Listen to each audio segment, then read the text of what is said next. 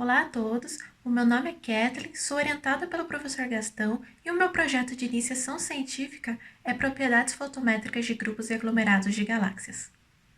As galáxias tendem a se reunir em grupos e aglomerados. Uma das muitas diferenças entre essas duas categorias é o número de membros. Os grupos costumam ter menos de cerca de 50 galáxias, enquanto que os aglomerados mais ricos podem possuir até milhares. Apesar do nome grupos e aglomerados de galáxias, a massa contida nelas contribui apenas com uma pequena fração da massa total. Na realidade, a maior contribuinte da massa de um aglomerado ou um grupo está na forma de matéria escura fria. Apenas cerca de 20% da massa é composta por matéria bariônica, e dentro dessa componente do aglomerado, nós encontramos as galáxias, que são compostas por estrelas, poeiras, etc., e o gás intraaglomerado, que é onde se concentra a maior parte dos bárions. Greatswick propôs em 1951 a existência de uma componente difusa de estrelas que preenche o meio intraaglomerado, que chamamos de intracluster light, ou luz difusa intraaglomerado. Mas como seu brilho superficial é muito baixo, ela é bem difícil de ser detectada, e por isso, só recentemente, nas últimas décadas, que sua presença em aglomerados começou a ser mais estudada. Apesar de ser uma componente fraca, ela de fato tem uma certa contribuição para a luminosidade total do aglomerado ou grupo, e, consequentemente, para a massa e a fração de bárions. Não há muito consenso a respeito do seu processo de formação, mas posso dizer que é uma componente formada por estrelas arrancadas de galáxias por efeito de maré, e também que ela está associada à formação da galáxia mais brilhante do aglomerado, a BCG, que pode ser encontrada na região central. Por definição, esta luz difusa estaria ligada ao potencial do aglomerado, mas muitas vezes ela é confundida com o halo estelar estendido da BCG, sendo que muitas vezes é impossível diferenciá-las em observações. Então, o principal objetivo do meu projeto era estudar o perfil radial de brilho superficial das galáxias mais brilhantes de grupos e aglomerados e, através de técnicas de fotometria bidimensional, determinar a contribuição da luz difusa intraaglomerado e intragrupo. Para isto, utilizei os dados da Megacantos, CFHT, nas bandas fotométricas RG, onde foi selecionado um aglomerado em um grupo fóssil, que é um tipo específico de grupo, e aqui estão as imagens de suas respectivas galáxias centrais.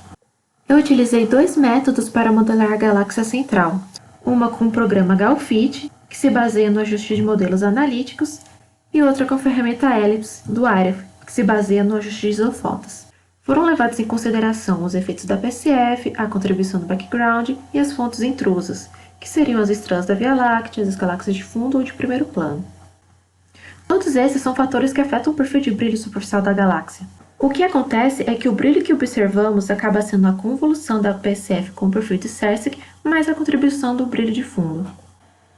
A partir da comparação do perfil de brilho da galáxia modelada com os dados observacionais, os principais resultados que obtive foram que, em Abell 1991, não foi detectado, em nenhum dos métodos utilizados, um excesso significativo de brilho que possa indicar a presença da luz difusa intraaglomerado. Entretanto, isso não significa que essa componente não exista nesse sistema. Isto ocorreu apenas pelo fato da nossa limitação instrumental, ou talvez até o próprio halo estendido da galáxia seja a luz difusa intraaglomerado. Na galáxia central NGC 1132, pertencente a um grupo fóssil, em sua região mais externa foi percebido um excesso de brilho, que pôde ser observado nas imagens residuais das duas bandas, sendo que estas foram geradas a partir da subtração da galáxia modelada com os dados observacionais. Porém, não foi possível confirmar a natureza deste brilho. Poderia ser um indício da luz difusa intragrupo, ou talvez houvesse algum tipo de contaminação de brilho proveniente das estrelas de primeiro plano, ou até poderia ser algo mais exótico. Um outro resultado interessante foi a identificação de estruturas de conchas de baixo brilho superficial na galáxia central, resultado já presente na literatura. As conclusões do projeto foram que a natureza do excesso de brilho detectado em NGC 1132 ainda é incerta, então fica como uma tarefa futura analisar mais rigorosamente este sistema. A presença de estruturas de conchas na mesma é compatível com a literatura, sendo que este tipo de estrutura indica que a galáxia passou por um processo de fusão no passado recente. E futuramente, pretendo estudar outros grupos e aglomerados.